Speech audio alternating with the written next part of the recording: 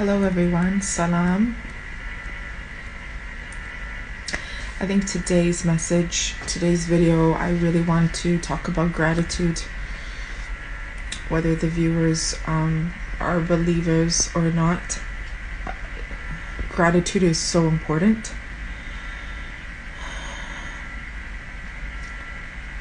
Being in Jordan, whether it was my first time here, my second time here, and me returning for my third time to live and to study Arabic when I come back,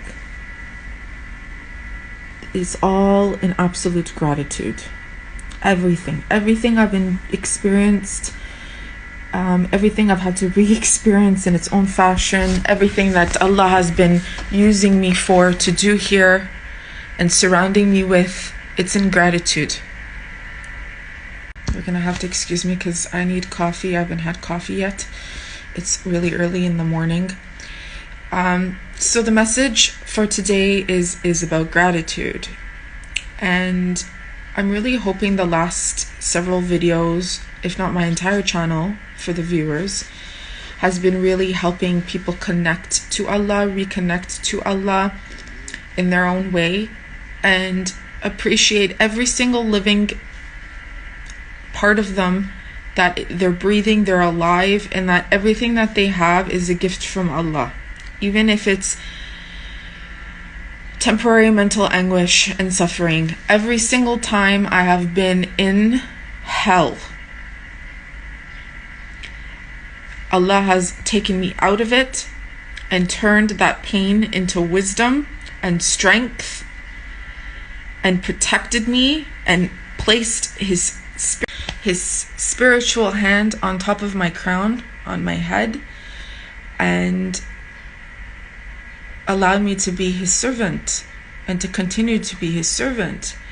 And I will forever be grateful how he has and uses, whether it's the authority of Jordan or he uses other aspects and situations for me to, clear out, fulfill, that's happened to my ancestry or that is happening to me, to protect me or to protect other people and be a voice, or, like I said, give me strength where maybe if I wasn't, I don't know. So I just want to say this is a message of gratitude, and I really, really So with that being said, in the past several videos you have been watching things about me talking about the qadr of Allah, how everything is written, and how I have no connection to my family. Literally, whether you know about me or not, I've never had a connection to my family. Even when I was a Christian, even when I was not Christian or atheist or whatever. No matter what, me breathing as a female in my existence was never accepted or good enough for them. This is all the qadr of Allah. It had to start at a young age to train me to be where I am today. And so this goes back to the concept and the meaning of why I'm saying gratitude for everything. I can sit here and keep repeating. Okay, I came to get my coffee because I needed to get out of the house. Tomorrow is my last night in Jordan, so I need to just enjoy, okay? So there we go. I've got macchiato actually. So continuing what I was saying, I feel like the first time I came to Jordan, which was very sporadic, it wasn't intentionally planned by me. I had the intentions of staying in Armenia until my death. If I was going to travel, I was planning on traveling other areas. So Jordan really opened up to me, to be honest with you, while I did a ceremony and a ritual, because I was in a state where I wanted to die. I really wanted to die. And so I kind of got my wish, but at the same time I experienced a rebirth, and that's when I submitted to Islam. So everything is in the qadr of Allah. It truly was Allah's way of finally having me to submit to Allah, to Him. While in the past there was always that mental perspective and viewpoint that coming from the background and ethnicity that I am from, what are Armenians, what are people going to think of me? It was always about that until it reached and hit that point. If you go back and watch my videos, like the crazy Yemeni guy who literally watched all of my over 800 videos and became obsessed with me. If you've done that yourself, whether I know you or not, you would kind of have a certain element of understanding of where I'm coming from, and how, because people have reached out to me that I knew years back, and they're like, "You're gonna do this? You're gonna move to Jordan? We always believed you would be in Armenia forever," and so did I. That was the original plan, and so that's why I don't want to talk too big, because everything is in the qadr of Allah. So anything can switch and change. Also, certain elements are out of my control, like how I got here. It was really, if you guys really know pinpoint of how this even happened, you would say it's a miracle. And everything that was involved, all the people, all the parties, how I had stopped talking to them, how I started talking to them again, what happened that led them to meet each other, what happened that led me to them, the mental anguish I was in that even pushed me into it. It was a ritual that I had done during a ecliptic phase. It could have even been during Ramadan. I can't even remember, but at that time I wasn't looking at it as a Ramadan thing, as an Islamic point. So gratitude. And if only that Yemeni, which I'm pretty sure he's watching these videos. I mean, I'm only talking about him because he's not unsubscribing to my channel, and he has absolutely no intention of unsubscribing. So if I'm not mistaken, intuitively, I just felt, because from what you know of me, I pray. I do my regular duas, dhikrs, regular connection. As you know, I don't have anyone, I don't have a family member, I don't have a chaperone, I don't have a bodyguard, I don't have people around me like a majority of human beings do, to have a physical support system. So my support system is Allah and His 99 names. And because I have that connection with Him, answers are always provided and given to me. And I felt that they would keep him here in Jordan because I didn't press charges on him for assault. When I initially got the police involved, the first time that I was in the office for like 4 hours and I was talking to the different police officers, I told them, I have absolutely no intention. I'll make this statement if that is what you need from me to do, but if this is going to lead to me having to do an assault case or take him to court and press charges on him, let's just not move forward. I'll leave. I'm leaving Jordan in a week. This was last week. And I'll just leave it at that. And they're like, no. We have to make sure we sent this out to Amman. They arrest him on the spot. He needs to come with handcuffs and come to your feet in Aqaba, and you need to see him with your own eyes that he is arrested. But they said, please just come to the courthouse. If you can, we know you don't want to press charges on him, but just come. So upon that statement, and all the police officers, including the ones that arrested him, they knew there was never an intention to kick him out, because I never had the intention to kick him out of the country. Because I always told him, be in gratitude, even with your family situation. If you're not happy with your family situation, pay them off, divorce your wife, because he would always complain, there's no love. It's Yemeni culture, he's the eldest, he had to marry, he never even saw her face until after the wedding. She's not a wife to him. They don't have an actual husband-wife relationship. Pay them off. Stay in Jordan. Be in gratitude that you're living and eating for free and you're being paid with patience, with gratitude of Allah.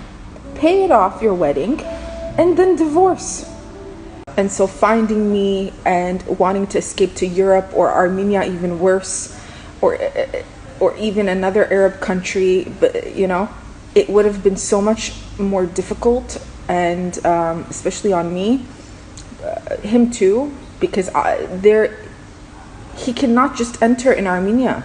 The authorities would grab him and throw him back to Yemen. And then it would ruin my reputation in Armenia, because what am I doing with him without, And then he's like, okay, we'll get married in Amman, and so I'm going to leave you as your wife. Listen, in my culture, and when I say my culture, the way my family unit was, even though I come from a history of abusive family members, and like I said, it's the qadr of Allah that I've had to keep the distance with them, they never leave each other's side. That's the one thing I always appreciated about my family members. Husbands and wives, they don't leave each other. Okay, I'm back in the apartment. I'm sorry I left the camera for a few hours. I bumped into Ziad, a Bedouin that I know from the area. So we're just pretty much just catching. He did his Umrah. He had asked me to go with him before Ramadan. I chose not to go. The time isn't ready for me to do that. So we were just kind of touching base with certain things. So he's going to take me to the airport early in the morning, May the 1st. Then I bumped into 2 other Bedouins that I know, and they're so sad that I'm leaving. They're like, let's go to South Beach one more time before you leave. I'm like, I have to go back and pack up. And they're like, please come back before December. I have to go, I have to work, I have to save up. I'm going to Morocco. Everyone's like, be careful in Morocco. Anyway, so back what I was saying with gratitude and appreciation and the whole thing about the Yemeni and how he just doesn't appreciate what's been given to him, he's not going to get that treatment anywhere else in the world, I'll tell you right now. If he goes to Europe, he'll be in prison. They'll treat him horribly. They'll give him the least amount of money, make him work like a slave. If he came to Armenia, he would get rejected and sent back to Yemen because there's no visa upon arrival there. And even if I did bring him in, which I wouldn't have, but even if I did, there would be, where I live, they're all wrestlers. Okay, physical wrestlers. Where I live in Armenia, it's pretty much the capital of where like a lot of the wrestlers and fighters come from. Okay, physically, and there are certain people that were waiting for me to be with them. Whether long-term or marriage, that I had rejected. And because I had rejected him, if worst case scenario I did bring him in the country and we had gotten married, I'm pretty sure they'd be waiting to beat him up brutally. And not only that, him thinking he's escaping the Houthis and coming to Armenia would still be the same fate, because then the Armenian government would force him, drag him into the military army, put him in the front line and force him to fight the Turks. They would tell him, go kill a Turk if you want to be part of this country. And he'd probably get raped in the military, most likely, very much, because that's what a lot of them do in there. Bedouins here, like when I was talking to them about it, they're just like laughing. They're like, the thing about Yemenis is because they don't have life experience. With Yemenis, there's 2 types. They're either very intelligent or they're very stupid. And in this case, this guy has to be one of the stupid ones, right? The judgments are horrible, and it's like, if you're gonna look into scamming someone, at least study the person so that is this gonna work on this person or not. And for him to portray himself as like a righteous Muslim, he doesn't know what he's doing. He's getting himself into. Me having him arrested temporarily should hopefully give him a wake-up call that, first of all, this is the minimum that I would personally have done to him. The minimum.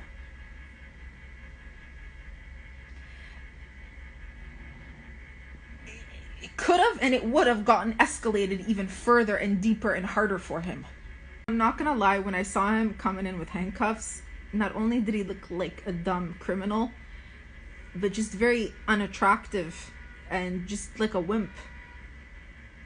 It's not like he's like a physically big or tall guy either. I look more intimidating than him. I look more intimidating than him. And this is just how I carry myself and how I physically look. But the way he boasts and the arrogance and the entitlement, this guy would get knocked out in Europe and in Armenia. Armenia is not even Europe, but in Armenia even harder. I don't know. All I know is he's very lucky, and he's gonna watch this. He has to really appreciate in gratitude. Get down on your knees and submit to Allah.